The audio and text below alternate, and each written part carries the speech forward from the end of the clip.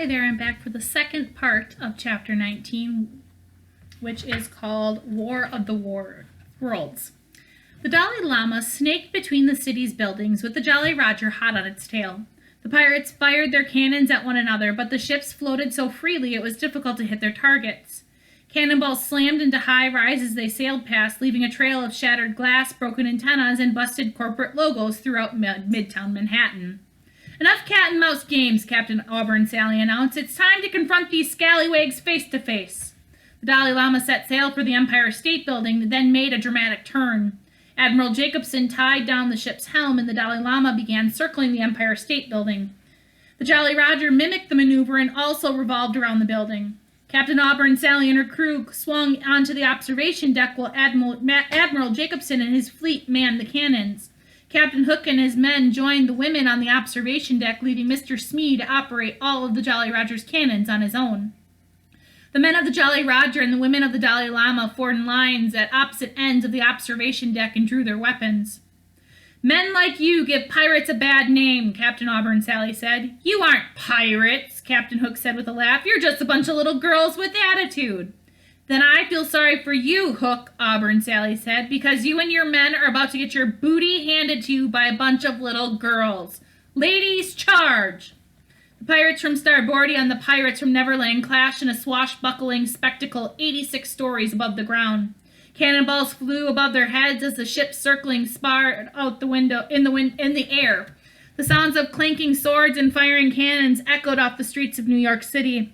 The crew of the Dolly Llama were gifted swordwomen, but they also used some of their signature moves to battle the men of the Jolly Roger. Winking Wendy made her opponent sick by flashing the empty socket under her eye patch. Fish-lipped Lucy gave her adversaries painful hickeys when they at least expected it. Somersault Sydney tumbled across the observation deck and knocked down the men in her path like they were bowling pins. Stinky Feet Phoebe held her smelly feet against her challengers' faces until the fumes made them lose consciousness. Too Much Rum Rhonda broke empty bottles of rum over the pirates' heads, and after a long week at St. Andrew's Children's Hospital's commissary, Rhonda had a lot of empty bottles. While the pirates battled on top of the Empire State Building, Peter Pan covertly flew over to the Jolly Roger. He quietly searched all the ship's decks for Tinker Bell, but the fairy was nowhere to be found. "Looking for this, Peter?" Captain Hook called to him. Peter Pan jerked his head toward the sound of Hook's voice. The captain was standing on the edge of the observation deck with a jar dangling from his hook. Peter saw Tinker Bell trapped inside of it. "Give her back!" Peter Pan shouted. "If you want her, come and get her!" Captain Hook yelled. Peter Pan removed the dagger from his boot and met Captain Hook on the edge of the observation deck. The literary characters fought each other with more intensity than ever before. The more they fought, the higher they climbed, and soon they were dueling on the roof of the observation deck. Captain Hook climbed a ladder up the side of the building's spire while Peter hovered in the air beside him, all while blocking deadly blows from the other's weapons. Finally, the captain reached the very top of the building's spire and couldn't climb any higher. "Hand over the fairy," Peter Pan demanded. The captain couldn't tell if Peter was deliberately taunting him or if he still cringed at the word hand. "Do you know what I wish I could do more than anything else in the world, Peter?" Captain Hook said. "Clap," Peter Pan guessed. "What?" the captain asked. "No." "Do a handstand?" "No." "Play the piano?" "Stop it! Stop making appendage jokes!" "Why, is it getting out of hand?" "You are so immature." "Captain, now is not the time to point the finger." Peter Pan was beside himself with laughter. Captain Hook growled angrily and got back to his point. "More than anything, I want to see you lose something you love," the captain said. But since it's impossible to hold you down and cut off your hand, I decided to hit you where it hurts the most. You want Tinker Bell back? Catch. Captain Hook threw Tinker Bell's jar into the air and it plummeted toward the street below. Peter Pan dived after the jar, and as he passed the Jolly Roger, Mr. Smee fired a cannon at him. Instead of a cannonball, though, a wide net erupted from the cannon and wrapped itself around Peter. The boy landed on the roof of the observation deck and was too firmly tangled in the net to save Tinker Bell. "Tink!" Peter Pan screamed. The Rosary Chicken hadn't moved from the deck of the Dolly Llama since the battle began, but as she watched the helpless fairy fall to her death, the chicken knew this was her moment to contribute. The Rosary Chicken plunged toward the jar, but as she clutched the jar's handle with her beak, the chicken suddenly remembered she couldn't fly. "Squaw!" the Rosary Chicken squawked as she fell toward her own certain death. Fortunately, her desperate chirps were heard by another one of Connor's characters. At the top of the Dolly Llama's mast, the bliss worm emerged from its cocoon to save its friend. However, the bliss worm didn't exit its chrysalis as a smiling, squishy space worm. Instead, a massive creature slipped out of the cocoon and landed on the deck of the Dalai Lama with a loud thud. The creature had bulging biceps, defined abdominal muscles, 3 feathered antennas, and a wide set of wings whose pattern, when they stretched open, resembled a sad face.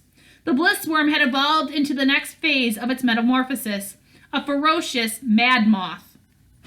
The mad moth got to its feet, roared like a Tyrannosaurus Rex, and beat on its broad chest like a gorilla. The creature was such a fascinating sight, all the pirates on the Empire State Building stopped fighting to watch it. Some even took a seat. The mad moth leaped off the Dalai Lama, using the entire ship as a diving board, and whooshed toward Tinkerbell and the Rosary Chicken. The mad moth caught up to the chicken and the fairies within the few feet of the street below. Squaw! The Rosary Chicken was more afraid of the mad moth than the fall. The massive insect returned to the Dalai Lama and gently placed the chicken in Tinkerbell's jar on the deck. Peter Pan and the characters from Starboardia cheered the mad moth's bold rescue. It was so impressive that even a few of the Jolly Roger pirates clapped along. "No!" Captain Hook yelled. "He was supposed to lose something he loved." The livid captain slid down the Empire State Building spire and landed beside Peter Pan on the roof of the observation deck. The boy was still trapped in the net and couldn't move. Captain Hook raised his sword over Peter's head, preparing to strike him with a final, fatal blow. Right before the captain would have slain the boy who wouldn't grow up, Auburn Sally somersaulted across the roof and sliced off Captain Hook's remaining hand. The captain's sword and his hand fell to the ground.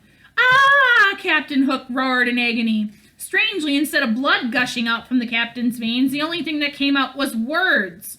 All the adjectives that James M. Barrie used to describe the horrible Captain Hook spewed from the captain's severed wrist.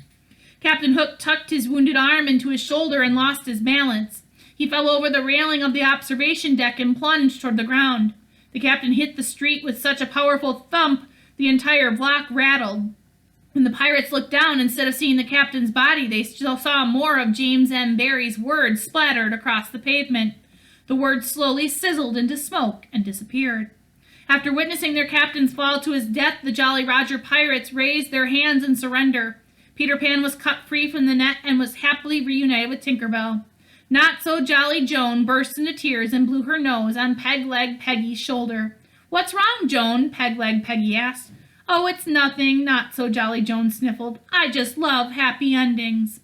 And that is the end of part 2. I will be back with part 3 in the next video. I'll see you guys then.